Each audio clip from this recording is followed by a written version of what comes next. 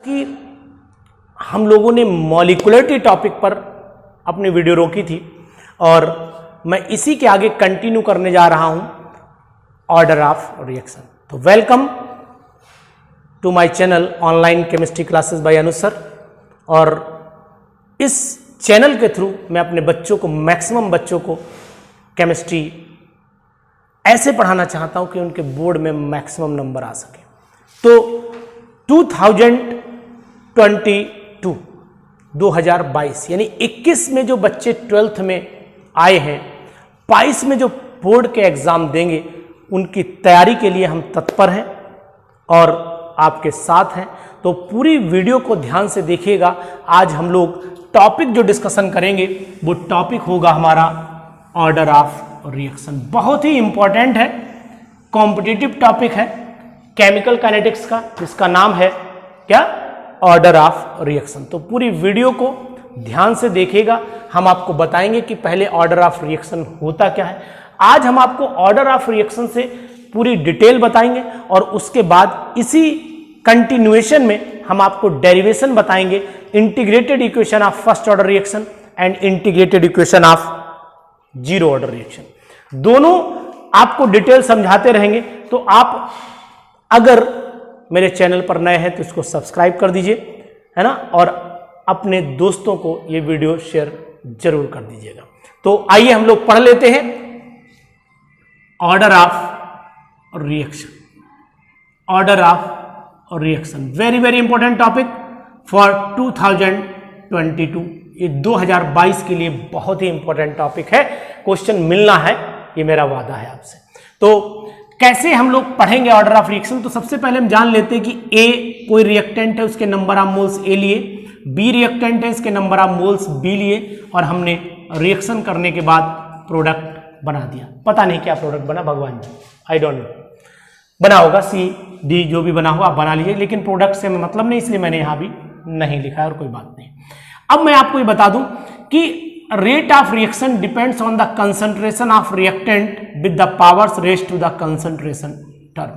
यानी किसी भी रिएक्शन का रेट उसके रिएक्टेंट की कंसंट्रेशन के ऊपर जो पावर होती है उसके ऊपर डिपेंड करती है, और दो रिएक्टेंट है उनके मल्टीप्लाई कर देंगे। तो मैं अब आपको ये बता दूं कि ऑर्डर ऑफ रिएक्शन है क्या। पहले तो आप ये क्लियर कर लीजिए कि ऑर्डर ऑफ रिएक्शन का मतलब क्या है। Sum of the powers raise to the concentration term in rate law. Rate law में कंसंट्रेशन, ये रेट लॉ है ना, रेट लॉ में कंसंट्रेशन टर्म के ऊपर जो पावर्स लगी होती है उनको सम कर दीजिए, वही कहलाता है ऑर्डर ऑफ रिएक्शन। तो क्या ये पक्का है कि मान लीजिए कंटेनर है, इस कंटेनर में हमने दो मॉलिक्यूल ए के लिए और दो मॉलिक्यूल बी के लिए, लेकिन जब कोलिजन हुआ तो ए का केवल एक ही मॉलिक्यूल पार्टिसिपेट किया, बी के दो मॉलिक्यूल पार्टिसिपेट कर गए। तो इसका मतलब है हम लोग जो रिएक्शन में पार्टिसिपेट किए हैं तो ये थर्ड ऑर्डर कहलाएगा। अब ऐसा भी हो सकता है कि दो मॉलिक्यूल भी रिएक्शन कर सकते हैं दोनों के, तो यानी कि इसका मतलब हुआ कि अगर इसका एक कर गया, इसका एक कर गया, ऐसा भी हो सकता है इसका एक करे, इसका एक करे, यानी कि सेकेंड ऑर्डर में चली जाएगी। अब ओवरऑल कहने का मतलब यह है कि जो नंबर ऑफ मोल्स आगे लिखे हुए हैं, ये ऑर्डर ऑफ रिएक्शन, इनका सम ऑर्डर ऑफ रिएक्शन हो भी सकता है और नहीं भी सकता है।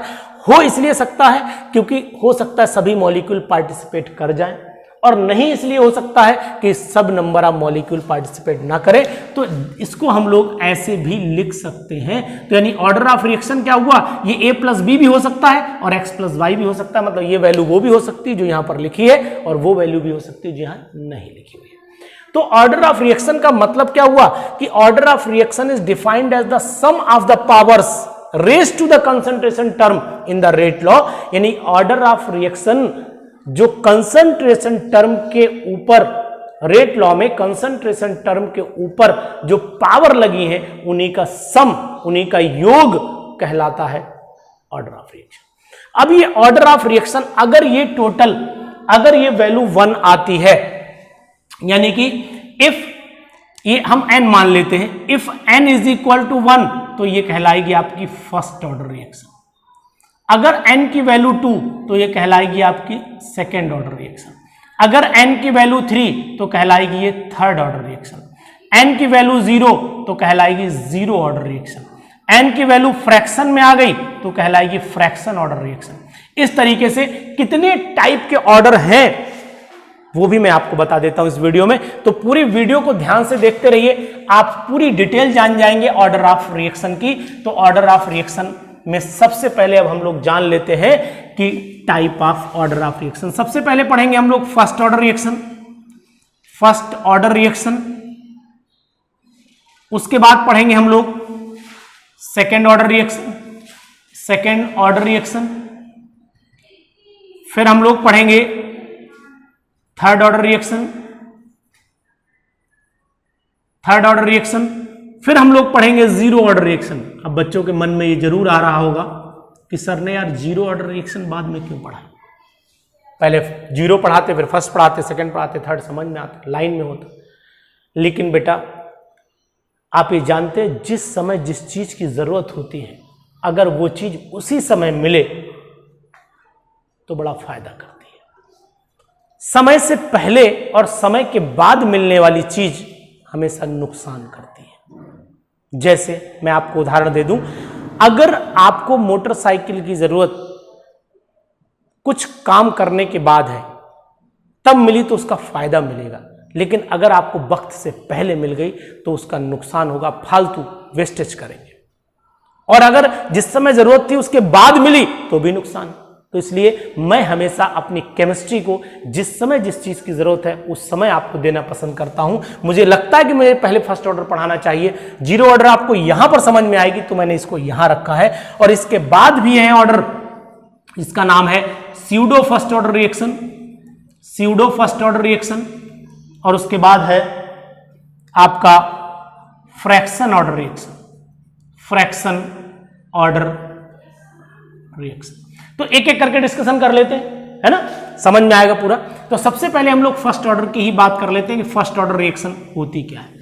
The reaction in which rate depends on the concentration of only one reactant, यानी कि जिसमें रिएक्टेंट एक, यानी कि यहां लिख देता हूं फर्स्ट ऑर्डर रिएक्शन, बड़ा ध्यान से समझिएगा, first order reaction. The reaction in which rate depends on the concentration dx over dt, rate depends on the concentration of only one reactant. ये ऐसे भी हो सकता है, अब मान लो कोई यहां रिएक्टेंट ए रहा होता, कोई प्रोडक्ट बन गया होता, ऐसे रहा होता। अब अगर हमें क्या होगा, यहां कंसंट्रेशन की पावर क्या है, 1, तो फर्स्ट ऑर्डर में चली जाएगी। यानी रेट लॉ को देख करके ही ऑर्डर ऑफ रिएक्शन पता कर सकते हैं। अगर कोई कहे कि नहीं मुझे याद है तो बच्चों ये जान लेना कि रिएक्शन रटी हुई है, कोई ये प्रैक्टिकल कैलकुलेटेड वैल्यू है, ये थ्योरेटिकल कंसेप्ट नहीं है। मॉलिक्यूलरिटी थ्योरेटिकल कंसेप्ट है, order of reaction theoretical concept नहीं है, order of reaction practical concept है। तो अब आप ये जान लें कि अगर मान लीजिए इस के की यूनिट निकालनी पड़े, रेट कांस्टेंट के की यूनिट, यानी रेट कांस्टेंट के की यूनिट निकालनी पड़े तो के इज इक्वल टू क्या होगा, dx अपॉन नीचे dt हो जाएगा, यहां a हो जाएगा। dx की वैल्यू मोल पर लीटर हो जाती है, टाइम सेकेंड में हो जाता है, और कंसंट्रेशन भी मोल पर लीटर में हो जाती है। तो इसका मतलब ये कैंसिल हो जाएगा, यूनिट आएगी सेकेंड इनवर्स। तो ये हो गई फर्स्ट ऑर्डर की डिटेल। अब फर्स्ट ऑर्डर रिएक्शन में जो एग्जांपल्स हैं फर्स्ट ऑर्डर रिएक्शन के वो कौन कौन से हो सकते हैं फर्स्ट ऑर्डर रिएक्शन में। तो सबसे पहला एग्जांपल तो आप यही जान लीजिए, NH4NO2 है, इसे तोड़ दीजिए, ये N2 में टूटेगा और 2H2O में टूटेगा। PCl5 है, इसे तोड़ दीजिए, ये PCl3 में टूटेगा और Cl2 में टूटेगा। ये बाई चांस की बात है कि एक ही एक मॉलिक्यूल आपकी रिएक्शन में पार्टिसिपेट कर रहे हैं। तो ये दो एग्जाम्पल आप ध्यान रखिएगा किसमें, फर्स्ट ऑर्डर रिएक्शन में। तो फर्स्ट ऑर्डर रिएक्शन में मतलब क्या हुआ कि ऐसा भी हो सकता है कि दो मॉलिक्यूल पार्टिसिपेट, मतलब दिखने में दो मॉलिक्यूल और रिएक्शन में केवल एक ही मॉलिक्यूल पार्टिसिपेट करे। तो अगर इसका लिखना हो हमें रेट, तो dx upon dt is equal to के, और यहां पर आ जाएगी कंसंट्रेशन NH4NO2। तो अब आप इसको देखिए, इसको देख के रिएक्शन का रेट नहीं बताना, ऑर्डर नहीं बताना, इसको देख के बताना। यहां dx upon dt is equal to हो जाएगा के, PCl5 हो जाएगा। इसका मतलब यहां पर भी वैल्यू 1 है। लेकिन एक रिएक्शन में आपको ऐसी बता दूं जिससे कि आप जान जाएंगे, यानी कि 2H2O2 ले ले, इसे तोड़ दे, क्या 2H2O में तोड़ दे, O2 में तोड़ दो, तो dx over dt is equal to के, और यहां H2O2 की पावर 1 जाएगा। तो ऐसी रिएक्शन में यहां दो दिख रहा है, लेकिन रिएक्शन में केवल एक ही मॉलिक्यूल, रिएक्शन का रेट केवल एक ही कंसंट्रेशन पर डिपेंड कर रहा है। तो ये फर्स्ट ऑर्डर रिएक्शन कहलाई, ये सेकेंड ऑर्डर नहीं, यानी कि रिएक्शन को देख करके ऑर्डर नहीं पता कर सकते हैं। प्रैक्टिकली कैलकुलेटेड वैल्यू है, रटा हुआ है आपको, ये अलग चीज है। तो ये मैंने आपको बताया फर्स्ट ऑर्डर। अब मैं इसका डेरिवेशन भी आपको बताऊंगा, लेकिन पहले इस वीडियो में आज मैं डिस्कशन कर देता हूं कि आपके ऑर्डर रिएक्शन। अब हम लोग बात कर लेते हैं सेकंड ऑर्डर रिएक्शन की। तो यहां मैंने लिख दिया second order reaction. Second order reaction में क्या होगा, या तो आप 2A ले लीजिए, और अगर 2A ना ले पाए तो ऐसा करिए A प्लस B ले लीजिए, दोनों पॉसिबिलिटी हैं। या आप 2A भी ले सकते हैं और ऐसा भी हो सकता है 2B भी ले लें, कोई दिक्कत नहीं। फिलहाल मैंने यहाँ A और B ले लिया है समझाने के लिए आपको। तो DX यानी कि वो रिएक्शन जिसमें रिएक्शन का रेट दो रिएक्टेंट की कंसंट्रेशन पर डिपेंड कर रहा है। यहाँ देखिए दो रिएक्टेंट, अब चाहे A की पावर 2 डालो चाहे B की पावर 2 डालो, अगर एक लेना है तो। अब यहाँ क्या हो जाएगा आपका, यहाँ पर भी अगर डी इसकी के यूनिट निकालेंगे तो नीचे यहाँ B आ जाएगा, यानी ऐसे हो जाएगा। और यहाँ पर आपका नीचे हो जाएगा आपका एक और मोल पर लीटर हो जाएगा, और इस ये कैंसिल हो जाएगा। जब ये ऊपर जाएगा तो यूनिट बदल जाएगी, यानी लीटर पर मोल पर सेकेंड आ जाएगी यूनिट इसकी। अब इसके एग्जाम्पल्स बच्चों कौन कौन से होंगे सेकेंड ऑर्डर रिएक्शन के? सेकेंड ऑर्डर रिएक्शन के एग्जाम्पल हो जाएंगे आपके, जैसे कि मान लो हमने H2 प्लस I2 ले लिया, बना दिया 2 है I, है ना, 2HI। तो इसका मतलब है कि हम लोग इसकी अगर रेट निकालते हैं तो रेट क्या आएगा, dx upon dt is equal to यहाँ H2 की पावर 1 और I2 की पावर 1 आ जाएगा। मतलब ये n की वैल्यू 1 प्लस 1 मीन्स 2 आ जाएगा, मीन्स ये सेकेंड ऑर्डर हो गई। तो कहने का मतलब हुआ कि नंबर ऑफ मॉलिक्यूल नहीं, ये नहीं देखना कि रिएक्शन में 2 थे तो साहब 2 आ, ये तो बाई चांस की बात है ना। ऐसे बहुत सारे एग्जाम्पल हैं जो जिसमें अगर मान लीजिए एक एग्जाम्पल मैं आपको बताता हूं अभी, बिल्कुल बहुत अच्छा एग्जाम्पल है, सेकंड ऑर्डर रिएक्शन का ही एग्जाम्पल है कि अगर मान लीजिए यहां हमने 3NO ले लिया, 3NO लेने के बाद मैंने यहां N2O बना दिया, N2O, और एक मैंने बना दिया यहां पर NO2। अब यहां पर दोनों प्रोडक्ट हमारे सामने हैं, एक N2O बनाया मैंने और एक क्या बनाया मैंने, NO2 बना दिया। अब यहां पर मैं dx ओवर dt को, अगर कोई कहे कि भैया रिएक्शन को बताओ, इसका ऑर्डर ऑफ रिएक्शन बताओ, तो लोग 3 बोल देंगे ऑर्डर ऑफ रिएक्शन, लेकिन ना, इसका ऑर्डर ऑफ रिएक्शन 3 नहीं है। इसका ऑर्डर ऑफ रिएक्शन है dx upon dt is equal to k, और यहां पर आपका NO की पावर आ जाएगी 2, यानी कि सेकेंड ऑर्डर रिएक्शन है। तो इस तरीके से बहुत सारे एग्जाम्पल हो सकते हैं जिसमें रिएक्टेंट के मॉलिक्यूल ज्यादा दिखाई दे, लेकिन रिएक्टेंट यानी रिएक्शन को देख के ऑर्डर नहीं पता कर सकते। ये बार बार मैं पूरी वीडियो में रिपीट कर रहा हूं। अब इसकी यूनिट भी बता दी मैंने, इसके एग्जाम्पल भी बता दिए। अब हम लोग आ जाते हैं इसी कंटिन्यूएशन में थर्ड ऑर्डर रिएक्शन पे कि थर्ड ऑर्डर रिएक्शन क्या होती है। तो थर्ड ऑर्डर रिएक्शन का मतलब हुआ यानी कि रिएक्शन का रेट कितने मॉलिक्यूल की कंसंट्रेशन पे डिपेंड करे, 3, यानी depends on the concentration of 3 reactant पे डिपेंड करना चाहिए।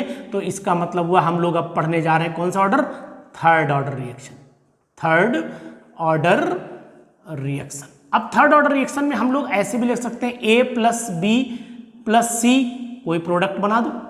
ऐसे भी ले सकते हैं 2A प्लस B, कोई प्रोडक्ट बना दो। ऐसे भी ले सकते हैं A प्लस 2B, कोई प्रोडक्ट बना दो। अब आप समझदार हैं, यानी 3A भी ले सकते हैं, 3B भी ले सकते हैं, 3C भी ले सकते हैं, अलग अलग, यानी अलग अलग भी रिएक्टेंट हो सकते हैं, एक जैसे भी 3 हो सकते हैं। ये सब कंडीशंस पॉसिबल हैं। तो इसका मतलब हम लोग पहले एग्जाम्पल को देखते हैं। तो dx upon dt is equal to k, यहाँ पर A आ गया, यहाँ पर B आ गया, यहाँ पर C आ गया। अब अगर इसका k की यूनिट निकालनी चाहें तो k की यूनिट हो गई आपके dx अपॉन dt, नीचे आ जाएगा आपका मोल, यानी कि मोल पर लीटर, मोल पर लीटर, मोल पर लीटर। तो ये आपका हो जाएगा, पहले तो मैं यहाँ लिख देता हूँ A, यहाँ B और यहाँ पर C। अब इनकी वैल्यू पुट कर दो, ऊपर आ जाता है मोल पर लीटर dx है, और नीचे आ जाता है आपका सेकेंड इनवर्स है, सॉरी सेकेंड आ जाता है, और यहाँ पर मोल पर लीटर, मोल पर लीटर, तो मोल की पावर 3 माइनस लीटर की पावर 3, ये हो जाएगा। एक एक कैंसिल कर दीजिए इनमें से, यानी एक एक कैंसिल हो जाएगा, तो बचेगा आपका लीटर स्क्वायर मोल -2 और सेकेंड इनवर्स। ये थर्ड ऑर्डर रिएक्शन यूनिट आ जाती है। अब थर्ड ऑर्डर रिएक्शन में एग्जांपल मैं आपको बता दूं, जैसे 2NO, ये बाई चांस की बात है, 2NO प्लस O2, 2NO2 बन गया। तो मतलब इसको अगर हम लिखें तो dx upon dt is equal to NOK, NO की पावर आ जाता है आपका 2 और यहाँ पर O2 की पावर 1, तो दोनों को जोड़ दिए, 2 + 1 इज इक्वल टू 3। इसको देख के नहीं बताना है, ये बाई चांस की बात फिर हो रही है कि 2 यहाँ 1 यहाँ, तो बोले साहब आगे तो बहुत सारी रिएक्शंस ऐसी हैं आपके सिलेबस में जहाँ पर ऑर्डर ऑफ रिएक्शन में यानी अगर 2 दिया है, जो दिया है वही यहाँ आ रहा है, ये बाई चांस की बात हो रही है। ऐसे 2NO प्लस Br2 ले लें तो भी एग्जाम्पल पॉसिबल है, 2NOBr बन जाएगा। इसमें भी क्या हो जाएगा, dx upon dt is equal to k, यहाँ पर आपका NO की पावर 2 आ जाता है और Br2 की पावर 1 आ जाता है, तो इस तरीके से भी निकाला जा सकता है। तो ये थर्ड ऑर्डर हो गया। तो ओवरऑल फर्स्ट ऑर्डर रिएक्शन वो होती है जिसमें रिएक्शन का rate it depends on the concentration of one reactant, second order में 2 रिएक्टेंट, थर्ड ऑर्डर में 3 में भी सेम और डिफरेंट, 2 में भी सेम और डिफरेंट, ये हो सकता है। यूनिट मैंने सबकी आपको बता दी है। अब हम लोग बात कर लेते हैं जीरो ऑर्डर रिएक्शन की, इसके बाद आपको बताएंगे fraction order and pseudo order reaction. तो अब हम लोग जीरो ऑर्डर रिएक्शन की बात करें तो जीरो ऑर्डर नाम ही बहुत कुछ इंडिकेट कर रहा है कि जीरो ऑर्डर रिएक्शन वो होगी जिसमें रिएक्शन का रेट रिएक्टेंट की कंसंट्रेशन पर डिपेंड नहीं करेगा। जैसे कि हमने अमोनिया को प्लेटिनम या गोल्ड की फॉइल दोनों में से कुछ भी ले लो, तोड़ दो, अमोनिया को स्प्रे कर दो तो ये टूट जाएगी N2+3H2 में। तो dx अपॉन dt की पावर यहाँ पर k और यहाँ dt k और यहाँ NH3 की पावर 0 आएगा, ये 2 नहीं आएगा। जैसे कोई कहे कि साहब रिएक्शन को देख के हम ऑर्डर बता देंगे, तो कहना कि ये रिएक्शन लिख देना, कहना ऑर्डर बताओ। वो कहे 0 तो कहना ना, अब तो तुम्हें 2 मानना पड़ेगा क्योंकि तुमने रिएक्शन को देख के बता। तो रिएक्शन को देख के तो तब बता पाओगे जब तुम्हें रटा हुआ होगा, क्योंकि मैं फिर कह रहा हूं it is practically calculated value. तो अब यहां पर क्या होगा, अगर यूनिट निकालें k की तो dx अपॉन dt बचा, क्योंकि इसकी पावर 0 है तो ये इसकी पावर 0 है तो ये वैल्यू 1 हो जाएगी। तो यहां आ गया आपका मोल पर लीटर और नीचे सेकंड आ गया, तो इसका मतलब यूनिट आई k की मोल पर लीटर पर सेकंड, ये जीरो ऑर्डर रिएक्शन की यूनिट आ जाती है। अब इसी तरीके से बच्चों इसमें एक एग्जांपल और भी हो सकता है, H2+Cl2, एरो पे सनलाइट लिख दीजिए 2HCl, यहाँ पर dx upon dt is equal to k, H2 की पावर कंसंट्रेशन H2 की पावर 0 और Cl2 की पावर भी 0, यानी कि वही जीरो ऑर्डर रिएक्शन हो जाएगी। तो इस तरीके से हम लोग ये जीरो ऑर्डर रिएक्शन पढ़ लेते हैं। अब बात आ जाती है बेटा, इसी की बात आती है स्यूडो फर्स्ट ऑर्डर रिएक्शन। कौन सी रिएक्शन हो जाती है, pseudo first order reaction. Very very important, pseudo first order reaction. Pseudo का नाम ही बता रहा है, PSEUDO, स्यूडो फर्स्ट ऑर्डर, झूठी रिएक्शन, झूठी फर्स्ट ऑर्डर रिएक्शन हो जाती है स्यूडो फर्स्ट ऑर्डर। अब झूठी भैया क्यों है, अगर मान लीजिए हमने CH3COOC2H5 लिया और इसमें हमने वाटर डाल दिया, वाटर एक्सेस में था, ज़्यादा था, अब ये एसिडिक मीडियम में टूट गया, CH3COOH में टूटा और C2H5OH बना। तो इसका मतलब हुआ कि अगर हम dx अपॉन dt, यहाँ पर रिएक्शन में मॉलिक्यूल 2 पार्टिसिपेट कर रहे हैं, लेकिन rate depends on the concentration of only 1 reactant. ऐसी रिएक्शन जिसमें एक से ज़्यादा रिएक्टेंट मॉलिक्यूल पार्टिसिपेट करें लेकिन रेट केवल एक मॉलिक्यूल पे डिपेंड करे, कहलाती है स्यूडो फर्स्ट ऑर्डर रिएक्शन। ये देख रहा है आपको, यानी कि हाइड्रोलिसिस ऑफ एस्टर की हाइड्रोलिसिस करा दीजिए, वाटर एक्सेस में है तो इसको हमने नेग्लेक्ट कर दिया, इसकी वैल्यू कंसंट्रेशन 1 मान ली है, यानी इसकी कंसंट्रेशन यूनिट हो गई, क्योंकि पावर 0 है तो ये रेट इसी पे डिपेंड करेगा। ऐसे सिंपल से ऐसी बात करें कि जो चीज़ एक्सेस में होती है उसे वहाँ पर नेग्लेक्ट करते हैं। तो ये स्यूडो, इसकी यूनिट भी फर्स्ट ऑर्डर की ही आएगी। स्यूडो फर्स्ट है, झूठी तो ये फर्स्ट है, फर्स्ट तो है ही, तो इसकी यूनिट भी वही आएगी जो फर्स्ट ऑर्डर की होती है, यानी सेकंड इनवर्स आएगी इसकी यूनिट, ये बात आप ध्यान रखिएगा। अब एक आती है बच्चों fraction order reaction. Fraction order यानी कि नाम ही बता रहा है बहुत कुछ, फ्रैक्शन ऑर्डर यानी जो ऑर्डर होगा वो फ्रैक्शन में आएगा। यानी फ्रैक्शन ऑर्डर रिएक्शन वो रिएक्शन होती है जिसमें रेट जो है वो किस पे डिपेंड करता है, sum of the concentration term in fractions. जो सम है ऊपर, यानी कि ये इसमें क्या होगा, जो कंसंट्रेशन टर्म के ऊपर पावर होगी उनका जो सम आएगा वो फ्रैक्शन में आना चाहिए, वो कहलाती fraction order reaction. Fraction order reactions को अगर हम देखें ध्यान से, तो जैसे कि मान लीजिए एक CO लिया, एक Cl2 लिया, दोनों को रिएक्शन कराया, तो क्या हुआ, यहाँ CO बना और यानी कि COCl2 फॉस्जीन बन गई। अब होता क्या है कि अगर हम इसको देखें तो dx over dt is equal to आ जाता है CO की पावर, ये दिख रहा है आपको, CO की पावर 1 हो जाएगी और Cl2 की पावर हाफ हो जाएगी। Rate depends on the concentration of, कितना डिपेंड कर रहा है, सॉरी यहाँ पर dx ओवर dt यहाँ 2 आ जाएगा, तो यानी कि ये 2.5 ऑर्डर हुआ, 2 + 0.5 ऑर्डर हुआ, तो इसका मतलब फ्रैक्शन में वैल्यू है, तो ये फ्रैक्शन ऑर्डर रिएक्शन चली जाए। इसकी यूनिट वेरी करेगी, यूनिट इसलिए वेरी करेगी क्योंकि कंसंट्रेशन वेरी कर रही है, तो ऐसी रिएक्शंस फ्रैक्शन ऑर्डर रिएक्शंस कहलाती हैं। अब अगर एक एग्जांपल और डिस्कशन कर लेते हैं हम। एग्जांपल है हमारे पास CH3CHO, यानी CH3CHO को अगर हम तोड़ देते हैं, ब्रेक कर देते हैं, तो CH3CHO को अगर हमने ब्रेक किया तो यहाँ आ गया आपका CH4 बन गया और कार्बन मोनोऑक्साइड निकल गई। इसमें जो रिएक्टेंट की कंसंट्रेशन होगी, रेट होगा, वो कैसे डिपेंड करेगा, तो यहाँ dx/dt is equal to K और यहाँ CH3CHO की पावर हो जाएगा आपका 3/2। तो इसका ऑर्डर रिएक्शन क्या आएगा, ऑर्डर ऑफ रिएक्शन जो इसका निकल करके आएगा वो 3/2 या 1.5 आ जाएगा। तो ये फ्रैक्शन ऑर्डर है, इनकी यूनिट वेरी करेगी क्योंकि यहाँ कंसंट्रेशन वेरी कर रही है। तो ये मैंने आपको बताई बहुत सारे ऑर्डर ऑफ रिएक्शन। अब आप इनको फिर मैं बता रहा हूं कि ऑर्डर ऑफ रिएक्शन एक प्रैक्टिकली कैलकुलेटेड वैल्यू है और मॉलिक्यूलरिटी एक थ्योरेटिकल कंसेप्ट है, दोनों को याद रखिएगा। अब मैं आपको एक ऐसी ट्रिक अगली वीडियो में बताऊंगा, विद इन 1 और 2 मिनट आप सीख जाएंगे कि किसी भी रिएक्शन का हम लोग rate constant, order of reaction में रेट कांस्टेंट की यूनिट K की वैल्यू कैसे निकालते हैं, वो भी आइए। जब तक आप पढ़ लीजिए, इसको ध्यान से रिवाइज कर लीजिए। हम नेक्स्ट वीडियो आपको ट्रिक के साथ भेजेंगे कि आप कैसे निकालेंगे ऑर्डर ऑफ रिएक्शन में रेट कांस्टेंट K की वैल्यू। तो प्लीज़ अपने दोस्तों को वीडियो शेयर करिए और अगर चैनल पर नए हैं तो इसको सब्सक्राइब जरूर कर दीजिएगा। Thank you, have a nice day.